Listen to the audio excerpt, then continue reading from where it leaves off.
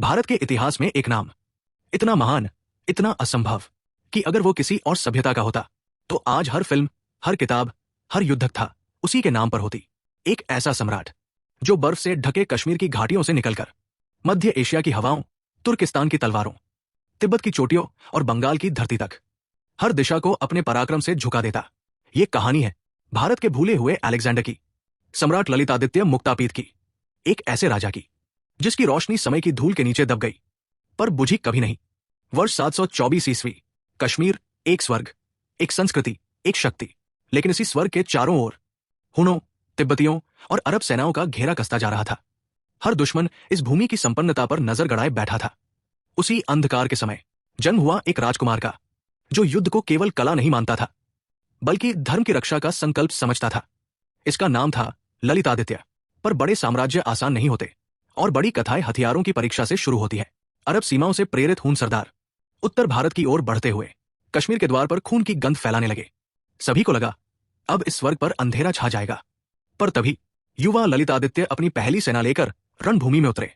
वो युद्ध नहीं, एक तूफान लेकर आए थे।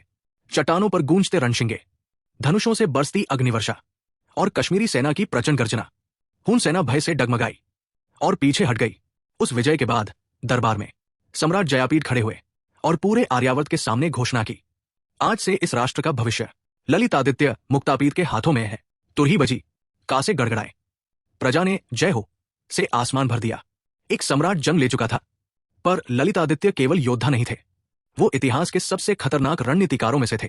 वो अक्सर कहते, सीमा पर जीतकर क्या मिलेगा? सुरक्षा तभी है जब शत्रु की राजधानी भी हमारे कदमों तले हो। यही सोच उन्हें एशिया का सबसे आक्रामक, सबसे अप्रत्याशित और सबसे तेज विजेता बनाती है। कई राजा मैदानों में लड़ते हैं, कुछ समुद्रों पर ललितादित्य ने कुछ ऐसा किया जो पहले किसी भारतीय सम्राट ने नहीं किया था। उन्होंने आदेश दिया, हिमालय पार करो। इतिहास स्तब्ध रह गया। कौन सम्राट बर्फ से ढके पहाड़ों को लांघकर युद्ध करेगा? पर वो करते हैं। बर्फीले तूफानों में, तलवार पर जमती ठंड में कश्मीरी सेना हिमालय चीरकर आगे बढ़ती है और तुर्क, करकोटा, दापसी वंश सब एक एक कर घुटनों पर आग गिरते हैं। कश्मीर से हजारों किलोमीटर दूर कासकर, ये वो स्थान था जहां केवल सबसे शक्तिशाली ही पहुंच सकते थे। वही ललितादित्य का सामना हुआ तुर्क जनरल दुश्मन से। घोड़ों की टक्कर, धूल का तूफान, तलवारों की चमक, रणभूमि आग बन चुकी थी। और फिर एक प्रचंड प्रहार के साथ ललितादित्य ने दुश्मन को धराशायी किया और कहा, यह विजय कश्मीर की नहीं, ये आर्यावर्त की विजय है। पर उनका अभियान यही नहीं रुका। वो आगे बढ़े तिब्बत की ओर, जहां बादलों के ऊपर युद्ध हुआ। इतिहास में पहली बार तिब्बती राजा की शक्तिशाली सेना पराजित हुई।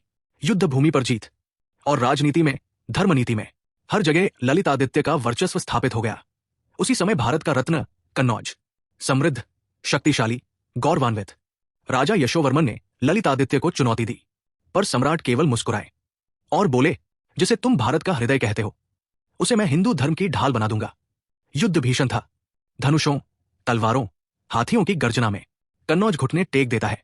एक और विजय, एक और अध्याय सम्राट की महागाथा में जुड़ जाता है। फिर पूर्व की ओर किलों की भूमि, कभी न हार मानने वाली सेनाएं। पर यहां भी धर्मराज से प्रेरित सम्राट एक एक राज्य को जीतते जाते हैं। इतिहास लिखता है, न भारत के उत्तर में, न उसके दक्षिण में, न पूर्व में, न पश्चिम में ऐसा कोई राजा हुआ जिसने अपने साम्राज्य की छाया इतनी दूर तक फैलाई हो। पर ललितादित्य की महानता केवल उनकी तलवार में नहीं थी, उनकी आत्मा धर्म को समर्पित थी। वो कहते, मेरी तलवार आक्रमणकारियों के लिए है, लेकिन मेरे मंदिर मेरे धर्म के लिए। उन्होंने बनवाया मर्तंड सूर्य मंदिर, जिसे देखने के लिए आज भी लोग रोम और मिस्र के चमत्कारों से तुलना करते हैं। हजारों शिव और विष्णु मंदिर, गुरुकुल, संस्कृत साहित्य, नाटक, कला, स्थापत्य। उनका युग सच में स्वर्ण युग था। सम्राट निर्माता भी थे। सड़कें, पुल, जलनहरें, मूर्तिकला विद्यालय। कश्मीर को उन्होंने इतना समृद्ध बनाया कि विद्वान आज भी उस समय को स्वर्णिम कश्मीर कहते हैं। पर सबसे रोचक अध्याय, सबसे रहस्यमय अध्याय उनके जीवन का अंत है। ललितादित्य पश्चिम की ओर बढ़ते हैं, रेगिस्तानों में, असीम धूल और हवाओं के बीच, और फिर वे कभी वापस नहीं लौटते। कुछ कहते हैं वो रेगिस्तान में लापता हो गए, कुछ कहते युद्ध में गिर पड़े, और कुछ मानते हैं उन्होंने ध्यान करते हुए समाधि में प्रवेश कर लिया।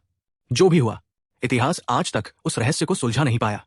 ललितादित्य मुक्तापीड, वो सम्राट जिसने भारत की सीमाओं को इतिहास में सबसे दूर तक बढ़ाया।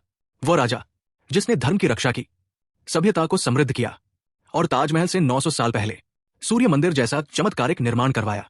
इतिहासकार लिखते हैं, अगर ललितादित्य रोम या ग्रीस में जन्म लेते तो दुनिया उन्हें अलेक्जेंडर या सीजर से ऊपर रखती। भारत ने उन्हें भुला दिया, पर इतिहास ने नहीं। कैमरा मर्तंड सूर्य मंदिर के खंडहरों पर उड़ता है, सूरज की किरणें टूटे स्तंभों पर नृत्य करती है और हवा फुसफुसाती है। वो चला गया, पर उसकी लौ अभी भी जलती है, हर उस भूमि में जहां सूर्य उगता है।